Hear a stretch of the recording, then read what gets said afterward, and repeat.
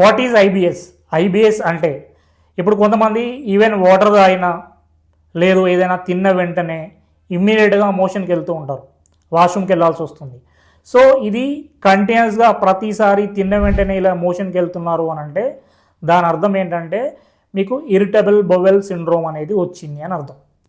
So ఇక్కడ రెండు రకాల కండిషన్స్ ఉంటాయి. GERD అని ఇంకొకటి ఉంటుంది, గ్యాస్ట్రో ఈసోఫాగల్ రిఫ్లక్స్ డిసీజ్.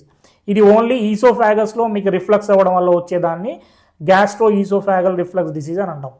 అదే ఇరిటబుల్ బowel సిండ్రోమ్ అంటే ఏంటంటే మీకు పేగుల్లో ఏదైనా తిన్న వెంటనే స్పైసీ కావచ్చు, లేకపోతే ఏదైనా కాఫీ కావచ్చు, ఈవెన్ నార్మల్గా కొంతమందికి వాటర్ తాగిన కొంతమందిలో ఈ మోషన్కి వెళ్ళాల్సిన కండిషన్ అనేది స్టార్ట్ అయింది. ఎందుకంటే చాలా సంవత్సరాల తరబడి మీరు తిన్న జంక్ ఫుడ్ కావచ్చు, షుగర్ కావచ్చు, బేకరీ ఫుడ్ కావచ్చు, మైదా పిండి కావచ్చు, ఇవన్నీ కూడా మీ ఇంటెస్టైన్స్లో పేగులన్నింటినీ కంప్లీట్గా డిస్టర్బ్ చేయడం వల్ల అక్కడ అల్సర్స్ లాగా ఫామ్ అయిపోయి ఈవెన్ కొంతమందికి కొన్ని రకాల ఎండోస్కోపీస్ చేసినా అక్కడ మీకు ఎలాంటి అల్సర్ కనిపించదు, కానీ ఐబిఎస్ సిమ్టమ్స్ మాత్రం ఫ్రీక్వెంట్గా కనిపిస్తుంటాయి.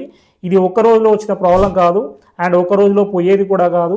This is due to me over immune response. అంటే ఇక్కడ మీ ఇమ్యూన్ రెస్పాన్స్ అనేది మీకు అగేనిస్ట్గా పనిచేస్తుంది. అండ్ ఐబిఎస్ అనేది ముఖ్యంగా స్ట్రెస్ వల్ల కూడా వస్తుంది. మీకు ఎప్పుడైతే ఇక్కడ స్ట్రెస్ స్టార్ట్ అయిందంటే ఇక్కడ మీకు ఇంటెస్టైన్స్లో ప్రాబ్లం స్టార్ట్ అవుతుంది.